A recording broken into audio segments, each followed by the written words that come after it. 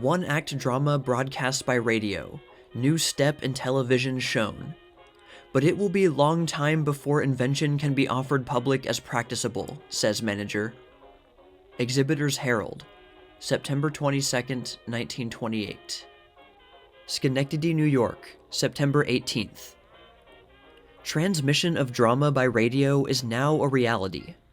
This new development of television was demonstrated last week when a version of The Queen's Messenger, J. Hartley Manor's one-act drama, was broadcast from WGY, the picture and voice being transmitted simultaneously on separate radio channels.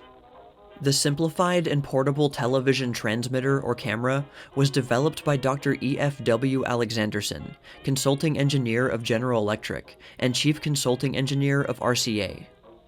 At the same time that this feat was being accomplished, permitting the reproduction of the playlet in homes distant from the scene of action, the program requiring about 40 minutes, it was emphasized by Martin P. Rice, General Electric's broadcasting manager, that it will be a long time before television can be offered to the public as a practical and finished production. The camera consisted of 3 units, a cabinet containing a 24-hole disc and a 1,000-watt lamp as a light source, and 2 smaller cabinets, each housing a photoelectric tube with amplifier. All 3 cabinets were mounted on tripods, enabling the operator to raise, lower, or tilt the light source to suit the height or position of the performer.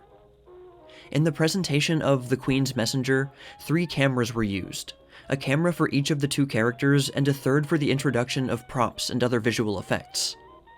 The actual adaptation of the television apparatus to the play was made by Mortimer Stewart. The apparatus as yet is crude and admittedly inadequate. For example, only the heads of the actors can be shown, and the image in the television receiver is the red of the neon lamp, this being the only device at present which has the necessary simplicity. The drama was presented in one of the studios of WGY. The director, standing between the 2 character cameras, governed the radio output by means of a small control box with 2 knobs. With one of these knobs, he brought any one of the cameras into the circuit, depending upon which character was speaking. A third transmitter was utilized for hands and props. For example, when the woman of the play offered to pour some wine for the messenger, the third camera picked up the image of the woman's hands with bottle and glass as she poured the wine. Keys, a ring, a pistol, and many other props were thus introduced. To keep the actor within the small area in which the eye of the pickup camera might find them, each actor worked in front of a white screen, a background which gave definiteness to his features, and borders were established within which he had to stand. The Queen's Messenger has but 2 characters. The woman was played by Izetta Jewell, while Maurice Randall was cast for the messenger.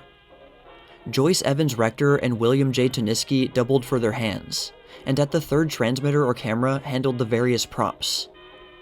Dr. Alexanderson also exhibited recent television developments of his laboratory, including apparatus for the projection of a 12-inch image on a screen 10 feet from the projector. In order to avoid any widespread misunderstanding, it should be made clear at the outset that the television that will be exhibited is transmitted over a short wire line, and that we are not prepared to transmit television of the same quality over any considerable distance, he said. It will be some time yet before it will be available as an entertainment for the general public.